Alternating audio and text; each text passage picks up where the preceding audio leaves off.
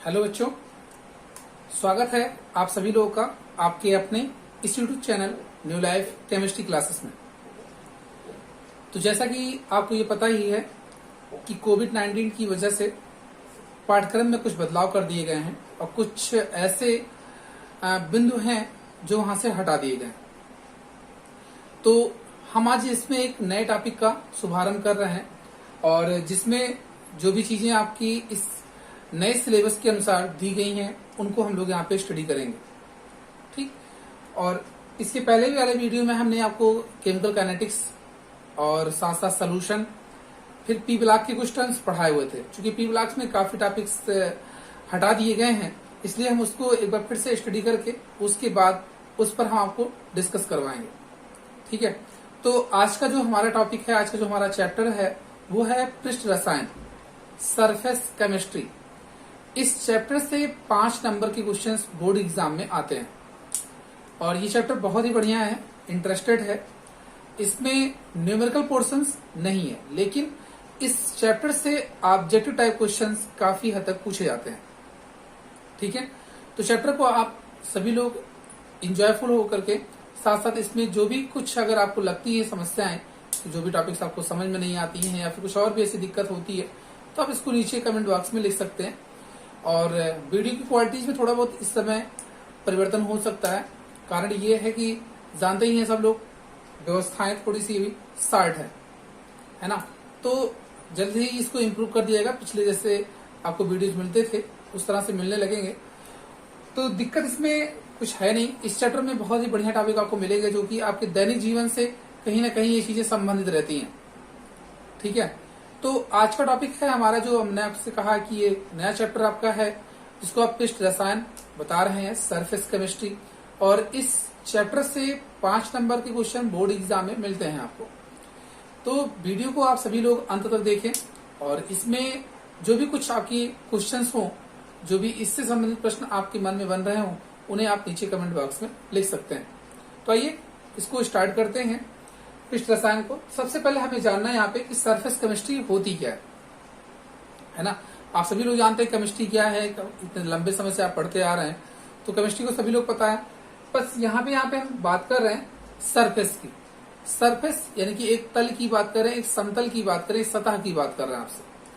तो इन सारी चीजों को अगर लेकर के हम डिस्कस कर रहे हैं यहाँ पे, तो बात ये हो रही है कि यहाँ जो भी केमिस्ट्री से रिलेटेड जो भी बातें होंगी वो किसी न किसी पदार्थ की सतह पर होने वाली घटना के बारे में बताई जाएगी। तो डिफिनेशन क्या कहती है इसकी?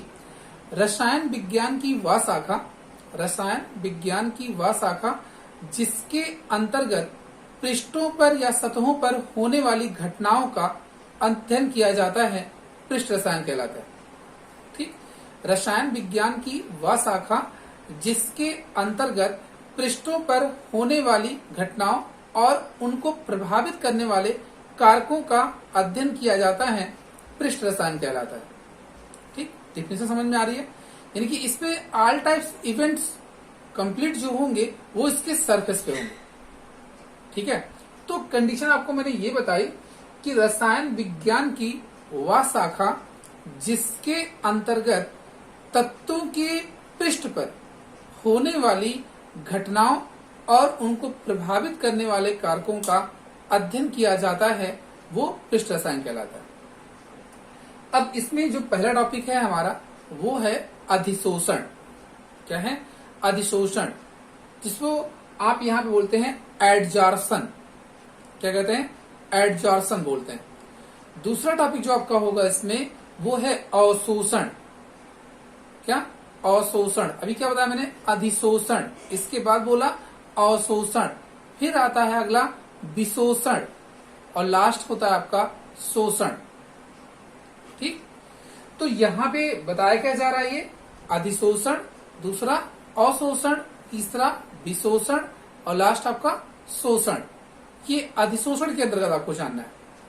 ठीक है, दूसरे इसमें अधिशोषण के प्रकार की अगर हम आपसे बात करते हैं तो ये 2 रूपों में होती है। एक होता है भौतिक अधिशोषण, दूसरा होता है रासायनिक अधिशोषण। रासायनिक अधिशोषण को आप रसोशोषण भी कहते हैं। रासायनिक अधिशोषण को आप रसोशोषण भी कहते हैं। तो ये इसके प्रकार हो गए। दोनों में डिफरेंस आते हैं कि डिफरेंस क्या होता है, मतलब भौतिक अधिशोषण और रासायनिक अधिशोषण में क्या डिफरेंस होते हैं। और फिर इसको होता है कि अधिशोषण को प्रभावित करने वाले कारक कौन कौन से होते हैं। मतलब जो हमारे नए सिलेबस के अकॉर्डिंग हमको बताया गया है उनमें इतनी टॉपिक आपकी अधिशोषण के अंतर्गत मिलेगी। ठीक है, हालांकि ये चैप्टर अभी आपका इतना जल्दी समाप्त नहीं होगा, इसमें और भी टॉपिक्स हैं। ये पहली टॉपिक आपको बताई जा रही है अधिशोषण को लेकर। अधिशोषण के बाद आपको इसमें पढ़ाया जाएगा वो है कोलाइडी विलयन।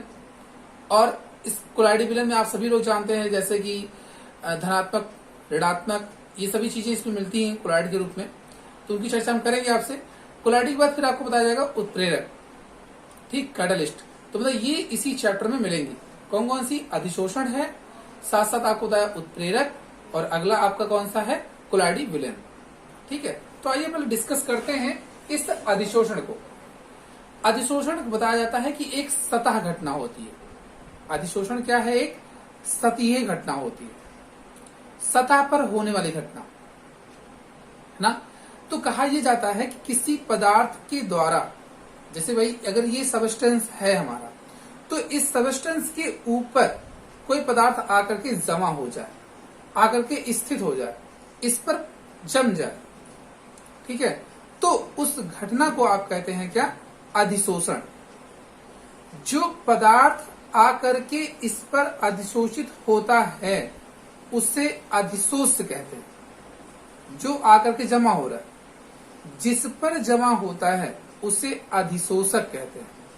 संयुक्त रूप से अगर हम बात करें, अधिशोष्य और अधिशोषक की संयुक्त घटना को ही अधिशोषण कहा जाता है। ठीक है, किसी पदार्थ का किसी अन्य पदार्थ की सतह पर स्थिति होना, जमा होना, उसकी सतह पर बने रहना ही अधिशोषण कहलाता है।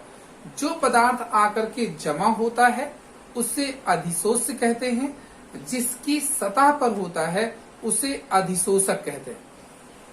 ठीक है, बात क्लियर हो रही है? तो अधिशोष्य और अधिशोषक की संयुक्त घटना को ही अधिशोषण कहा जाता है। अधिशोषण एक सतह घटना होती है, एक पृष्ठीय घटना होती है।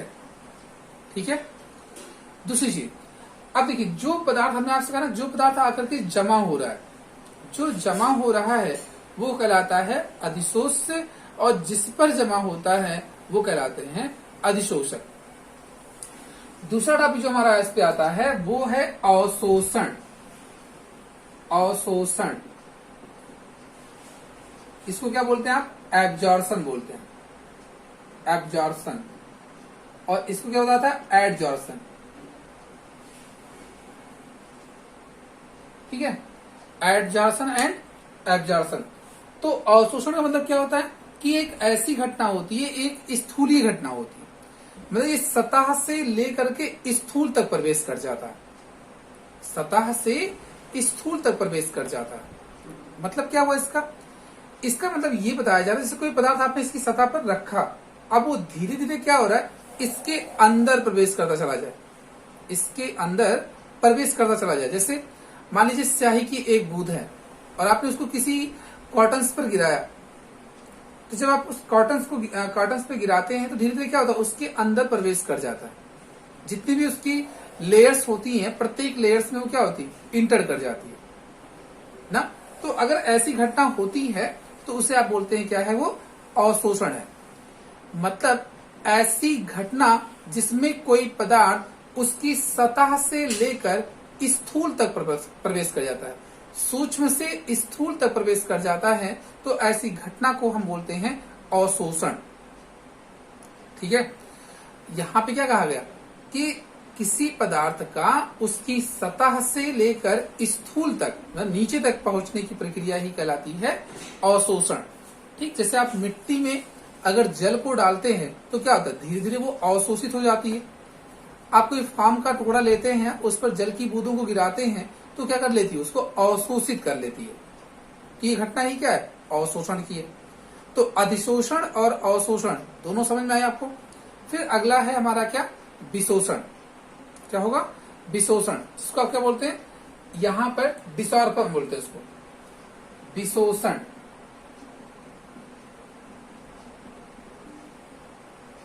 विसर्पण। विशोषण में क्या कहता है? वि का अर्थ यहां पे समझ लो बिना का अर्थ, यानी कि इसको बाहर निकालना है ना। तो किसी पदार्थ की सतह से, किसी पदार्थ की सतह से अधिशोष्य को अलग करने की प्रक्रिया, किसी पदार्थ की सतह से अधिशोष्य को अलग करने की प्रक्रिया ही कहलाती है विशोषण। आप ऐसा भी कह सकते हैं कि अधिशोषक से अधिशोष्य को अलग करने की घटना विशोषण कहलाती है। ठीक है, बात समझ में आई? तो यहां पे तीन चीजें आपने देखी है, अधिशोषण, अवशोषण और विशोषण। अगला है आपका शोषण। क्या है? शोषण, जिसको क्या बोलते हैं? सार्प्शन। अब शोषण में क्या होगा? जिसमें अधिशोषण और अवशोषण दोनों की घटनाएं होती हैं। अधिशोषण और अवशोषण दोनों की संयुक्त घटना को ही कहा जाता है क्या? यहां पर शोषण। ठीक है, अधिशोषण और अवशोषण की संयुक्त घटना को ही आप कहते हैं शोषण। ठीक है, बात यहां से समझ में आए सबको? क्या बताया मैंने कि अधिशोषण क्या था? एक पृष्ठीय घटना थी जिसमें किसी पदार्थ का किसी अन्य पदार्थ की सतह पर बने रहना या जमा हो जाना कहलाता है अधिशोषण। जो पदार्थ आकर के जमा होता है उसे अधिशोष्य कहते हैं, जिसकी सतह पर जमा होता है उसे अधिशोषक कहते हैं। ठीक है, अधिशोष्य और अधिशोषक की संयुक्त घटना को ही क्या कहा जाता है? अधिशोषण कहा जाता है। ठीक है, दूसरा आपने कहा अवशोषण। अवशोषण में आपने ये बातें स्पष्ट की कि कोई भी पदार्थ अगर है तो उसकी सतह से स्थूल तक यदि प्रवेश कर जाता है तो ऐसी घटना को आप ये कहते हैं कि वो अवशोषण कहलाती है। विशोषण में आपको बताया क्या गया कि किसी पदार्थ की सतह से किसको अलग करना? अधिशोष्य को अलग करना। पदार्थ की सतह से अधिशोष्य को अलग करने की घटना ही कहलाती है विशोषण। ठीक है, फिर आपका आता है शोषण। शोषण में क्या चीजें बताई गई कि जिसमें ऐसी घटना जिसमें अधिशोषण और अवशोषण दोनों एक साथ होती है। अधिशोषण और अवशोषण दोनों एक साथ होती हैं, उसे आप कहते हैं क्या? शोषण। यहां तक बातें स्पष्ट हुई सबको? अब देखिए, जब ये चीजें आपने क्लियर कर ली, फिर आता है आपका अधिशोषण का प्रकार। मैंने आपको समझाना भी कि अधिशोषण का प्रकार क्या होता है। तो ये दो प्रकार के होते हैं। कौन कौन से? एक भौतिक अधिशोषण और दूसरा रासायनिक अधिशोषण। ठीक है, एक भौतिक अधिशोषण और दूसरा रासायनिक अधिशोषण। तो अधिशोषण में जो आपको टाइप्स बताए जा रहे हैं, भौतिक अधिशोषण और रासायनिक अधिशोषण। देखिए, इनमें मूल डिफरेंस क्या होता है? अगर इसकी पदार्थ की सतह पर जो जमा हुआ है ना, जो पदार्थ है, तो उनके बीच में एक दुर्बल वांडर वाल बल अगर बन जाते हैं। कौन से? दुर्बल वांडर वाल बल। मतलब कि ऐसे अधिशोषण जिसमें पदार्थों के बीच, मीन्स अधिशोष्य और अधिशोषक के बीच दुर्बल वांडर वाल बल उपस्थित होते हैं, उसे भौतिक अधिशोषण कहा जाता है। ठीक है, क्या कहा आपने कि अधिशोष्य और अधिशोषक के बीच यदि दुर्बल वांडर वाल बल विद्यमान होता है तो ऐसे अधिशोषण को भौतिक अधिशोषण कहते हैं। अब रासायनिक अधिशोषण क्या होगा हमारा? रासायनिक अधिशोषण में क्या होता है कि अधिशोष्य और अधिशोषक के बीच, अधिशोष्य और अधिशोषक के बीच जो बॉन्ड होता है वह एक सहसंयोजक बंध होता है। कैसा? सहसंयोजक, यानी प्रबल कह सकते हैं। अधिशोष्य और अधिशोषक के बीच यदि प्रबल सहसंयोजक बंध निर्मित होते हैं, बनते हैं, तो ऐसे गुण को हम कहते हैं रासायनिक अधिशोषण। रासायनिक अधिशोषण जो आपका होता है ये रसोशोषण के नाम से भी जाना जाता है।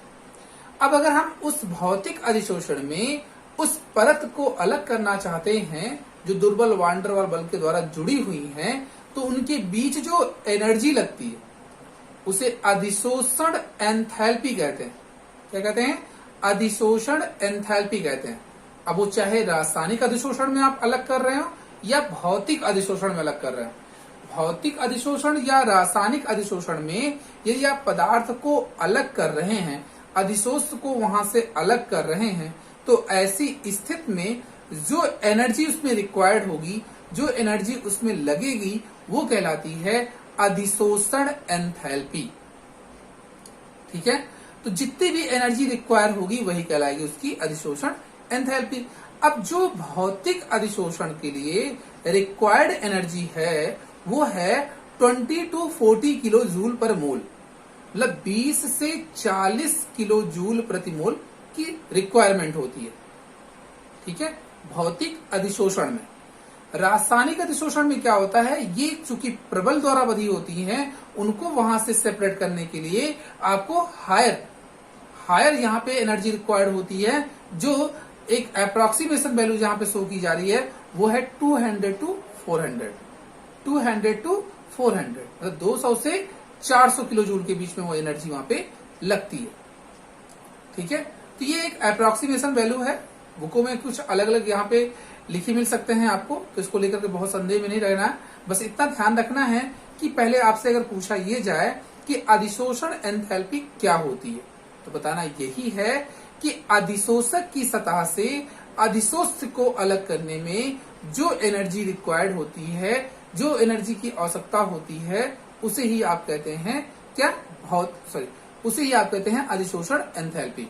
और अधिशोषण एंथैल्पी जो यदि आपको लगानी होती है इसमें भौतिक अधिशोषण के अंतर्गत, वो 20 से 40 किलो जूल होती है, और उसमें जो रहती है रासायनिक अधिशोषण में वो 200 से 400 किलो जूल होती है। ठीक है, तो बातें इतनी समझ में आ रही है आपको। भौतिक अधिशोषण और रासायनिक अधिशोषण आपको बताए गए। इसका डिफरेंस जो है वो डिफरेंस आप खुद ढूंढ के, जो डिफिनेशन मैंने बताई हैं वो, और इसके अकॉर्डिंग आपके पास जो बुक्स वगैरह हैं उनमें से आप इसको ढूंढ के दोनों के बीच में डिफरेंस मिनिमम 3। ठीक है, एग्जाम में अगर आता है इसके बीच का डिफरेंस लिखने के लिए तो आपको 3 डिफरेंस लिखने होते हैं। तो आप ये 3 डिफरेंस लिख करके उसका स्क्रीनशॉट ले करके दिए गए व्हाट्सएप नंबर जो आपके विद्यालय से आपको प्रोवाइड किया गया है उस पर आप सेंड करेंगे। ठीक है, दोनों के बीच का डिफरेंस। यदि कुछ डाउट्स रह जाते हैं तो अगली वीडियो में हम इसके डिफरेंस को एक्सप्लेन करेंगे। ठीक है, आज वीडियो बहुत शॉर्ट रखा जा रहा है ताकि अब ये फर्स्ट वीडियो है इस सेशन का, और इसमें जो भी कुछ करेक्शन हो उन्हें आप बताएं। अगली वीडियो में उसे इम्प्रूव करने का प्रयास किया जाएगा। और वीडियो को आप सभी लोग अधिक से अधिक शेयर करें, साथ साथ लाइक करें और इसे सब्सक्राइब करें। मिलते हैं फिर अगले वीडियो में।